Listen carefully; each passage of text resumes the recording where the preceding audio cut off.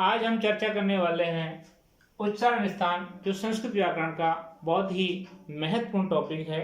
और इस छोटे से टॉपिक में से लगभग 2 प्रश्न प्रत्येक एग्जाम में read, second grade, third grade सभी में पूछे जाते हैं।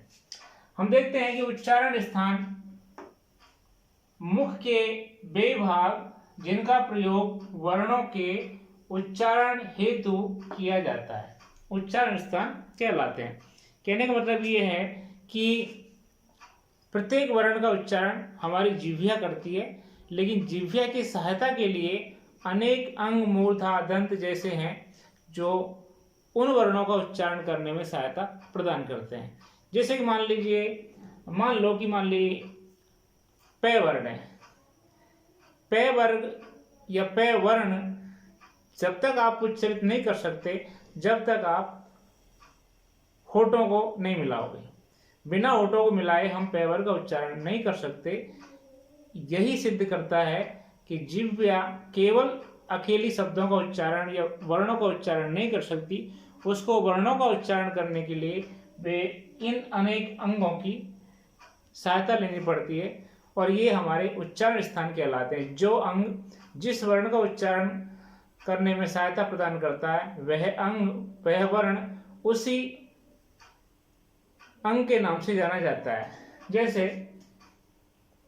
दंत से कोई उच्चारण होता है दंत्य, नासिका से नासिक्य, मूर्धा से मूर्धन्य। संस्कृत व्याकरण के पुरोधा महर्षि पाणिनि, जिन्होंने अष्टाध्यायी की रचना की, उनका एक ग्रंथ पाणिनि शिक्षा प्राप्त होता है। उसके अनुसार उच्चारण स्थान 8 होते हैं।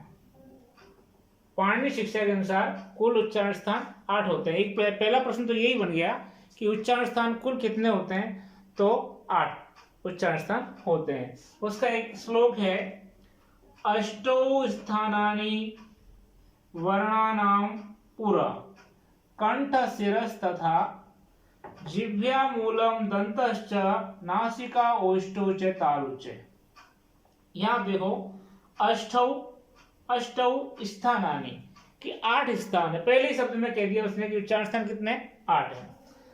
वर्णानाम वर्णों के उच्चारण स्थान 8 हैं। उनमें सबसे पहला है उर,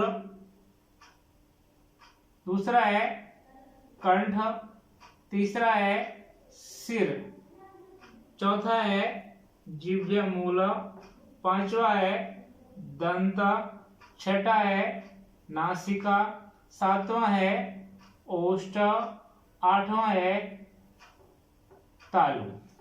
इसमें जो सिर है, इस सिर को ही हम मूर्धा कहते हैं, और मूर्धा से जो उच्चारित वर्ण होते हैं उनको मूर्धन्य वर्ण कहते हैं। पहला उर, कंठ, मूर्धा, जिह्वा मूल, दंत, नासिका, ओष्ठ और तालु। अब हम देखते हैं पहला उच्चारण स्थान कंठ। कंठ का सूत्र है अकूह विसर्जनीय नाम कंठ।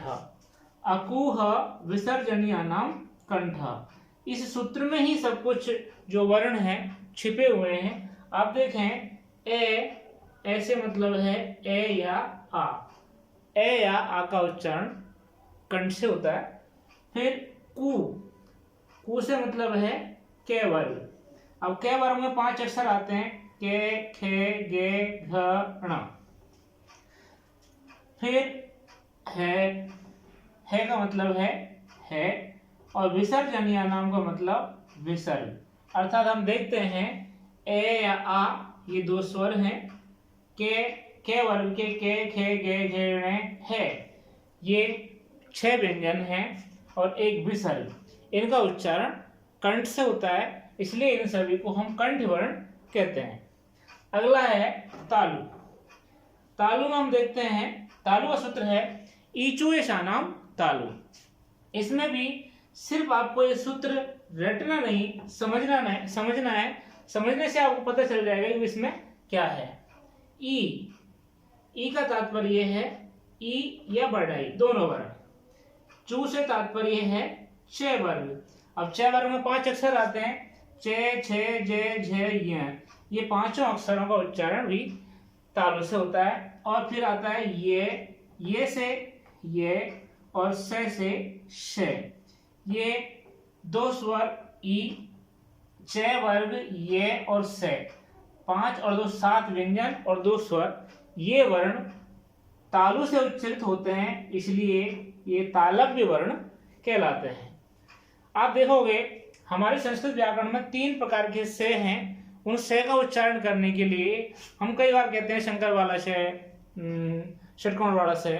उसको हम यही क्लियर कर लेंगे कि ये से आए तो इसको आप शंकर वाला से नहीं बोल करके इसको बोलेंगे हम तालव्य शकार। तो ई चे छे ज झ य ये और से, ये वर्ण तालव्य वर्ण कहलाते हैं। अगला है मूर्धा। मूर्धा अर्थात सिर। मूर्धा का सूत्र है ऋटुषाणाम मूर्धा। अब प्रत्येक सूत्र में आप देख रहे हो कि शुरुआत का जो अक्षर है वो स्वर है, उसके बाद व्यंजन आ रहा है। तो री से तात्पर्य है री ऋषि वाला, री छोटा और री बड़ा। टू से तात्पर्य है ते वर्ग। अब ते वर्ग में 5 अक्षर आते हैं, टे ठे डे ढे णे। उसके बाद उसके ऊपर आगे लगा हुआ रे। इस रे का तात्पर्य रे, जो कि एक अंतस्थ व्यंजन है। और फिर शे। ये सभी वर्ण मूर्धा से उच्चारित होते हैं, इसलिए इनको मूर्धन्य वर्ण कहते हैं। मूर्धन्य वर्ण कौन कौन से? री, टे ठे डे ढे ण, र और श। ये सभी मूर्धन्य वर्ण है। अब पहला एक से हो गया आपका तालव्य शकार, एक से हो गया मूर्धन्य शकार। अब आते हैं हम चौथे उच्चारण स्थान दंत पे। दंत का सूत्र है ऋतुषाणा तंता। री से है री। ये री एक स्वर है जो हम हमारे सूत्रों में पढ़ते हैं, आई ऊन री री, तो वो री। तू से तात्पर्य है ते वर्ग। ते वर्ग में आते हैं ते थे दे धे न, 5 अक्षर हो गए। फिर ले से तात्पर्य ले और से। ये से तीनों से आगे दंत शकार। तो री वर्ण, री स्वर, ते वर्ग के ते थे दे ध न ल और स, तो एक स्वर और 7 व्यंजन ये आते हैं, ये उच्चारित होते हैं दंत की या दांतों की सहायता से, इसलिए इनको हम दंत वर्ण कहते हैं। हम आते हैं अब छठे पे ओष्ठव। ओष्ठव ओठ हमारे 2 होते हैं, इसलिए द्विवचन में आता है अधिकतर। इसका सूत्र है उपपद्मानियानाम ओष्ठव। ऊ से तात्पर्य है ऊ या बड़ा ऊ। पू से तात्पर्य पे वर्ग। पे वर्ग में पे फे बे भे में, ये 5 व्यंजन। और फिर पे, ये उपपद्मानियानाम, ये 2 हैं, पे और फे। तो ये वर्ण है जो होठों से या ओष्ठों से उच्चारित होते हैं, इसलिए इनको ओष्ठ वर्ण कहते हैं। अब हम आगे बढ़ते हैं तो हमारा आता है नासिका। नासिका में हमने माहेश्वर सूत्रों में जो सूत्र पढ़ा था उसमें भी लगभग ये सारे वर्ण आते हैं। तो णम गण नानाम नासिका च, इसमें आप देखेंगे कि प्रत्येक वर्ण का 5वां अक्षर आ रहा है य म ग ण न। ये सभी पंचम वर्ण, इनके उच्चारण में नासिका की सहायता रहती है, इसलिए ये सभी नासिक के वर्ण कहलाते हैं। नासिक वर्ण कहलाते हैं। अब आते हैं हम कंठ तालु। ओ दौतौ सॉरी ए दैतौ कंठ तालु। ए से तात्पर्य ए, दै से तात्पर्य ऐ। इसमें मात्र 2 ही स्वर हैं जो कंठ और तालु 2 उच्चारण स्थानों से मिलकर उच्चारित होते हैं, इसलिए इन वर्णों को कंठ तालव्य वर्ण कहते हैं। ध्यान रखना, अब तक हमने जो पढ़े वो एक उच्चारण स्थान से उच्चारित हो रहे थे, लेकिन ए और ऐ दो ऐसे वर्ण हैं जो कंठ और तालु दोनों से उच्चारित होते हैं, इसलिए ये कंठ तालव्य वर्ण कहलाते हैं। अब है 8वां कंठोष्ठ। इसका सूत्र है ओ दौ तौ कंठोष्ठम। ओ से तात्पर्य है ओ, और द में औ की मात्रा है, यहां से हम औ निकालेंगे तो दो से औ, तो ओ और औ ये दो वर्ण हैं जो कंठ और ओष्ठ दोनों से मिलकर के उच्चारित होते हैं, इसलिए इनको हम कंठोष्ठ वर्ण कहते हैं।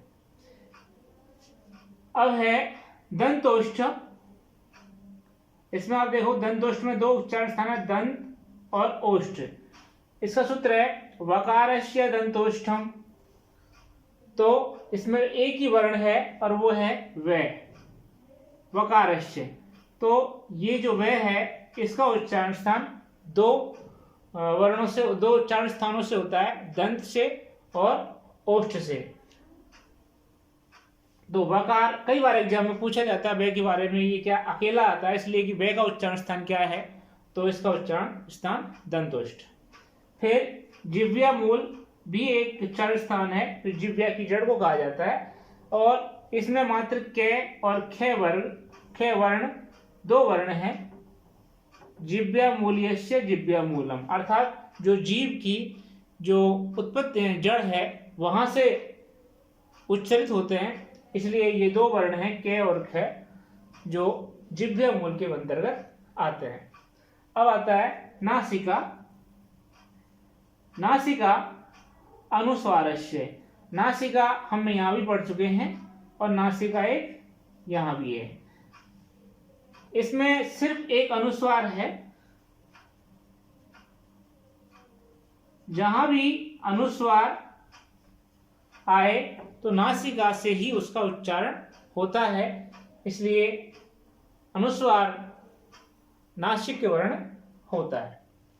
अब हम देखते हैं कि हमारे जो लगभग उच्चारण स्थान है वो पूर्ण हो गए हैं, लेकिन ये जो नासिका में जो पंचम वर्ण आ रहे हैं ये आपके यहां भी आ रहे हैं, कंठ में, तालु में, मूर्धा में, दंत में, ओष्ठ में। इसलिए कई बार एग्जाम में पूछा जाता है, ये बच्चे कंफ्यूज भी रहते हैं, सर मान लीजिए कि ण है,